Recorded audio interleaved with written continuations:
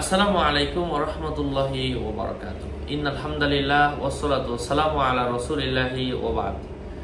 আজকে আমরা এই ভিডিওতে আলোচনা করব স্বপ্নে কপাল অথবা ললাট দেখার ব্যাখ্যা কি।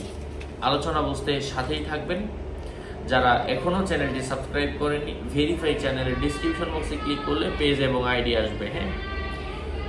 ডেসক্রিপশন বক্সে ক্লিক করলে যা আসে তাই, এর বাহিরে অন্য কোনো পেজ নেই, আইডি নেই, ইমো নেই, হোয়াটসঅ্যাপ নেই। অনেকে আমার নামে ফেসবুক পেজ আইডিগুলি করে ফেলছে। নাম ছবি দেখে বিভ্রান্ত হওয়া যাবে না। কথা দীর্ঘায়িত না করে মূল আলোচনা শুরু করছি। কপাল দেখা এটা পদমর্যাদা এবং ব্যক্তিত্বের প্রভাবের আলামত বুঝিয়ে থাকে। কপালের দুষ্ট্রুটি মানুষের মান মর্যাদা ও প্রভাবের দুষ্ট্রুটির ইঙ্গিত। মানানসই বড় ললাট দেখা স্বপ্নদ্রষ্টার এমন একটি পুত্র সন্তান নেওয়ার ইশারা যে তার পরিবার পরিজনের নেতৃত্ব দেবে।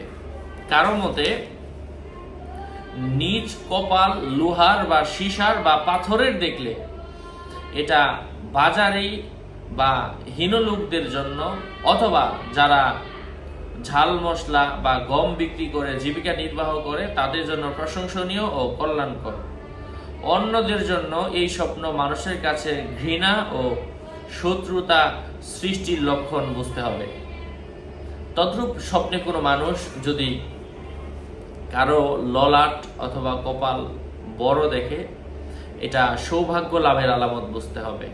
ললাট ছোট দেখা চিন্তার আলামত বুঝতে হবে।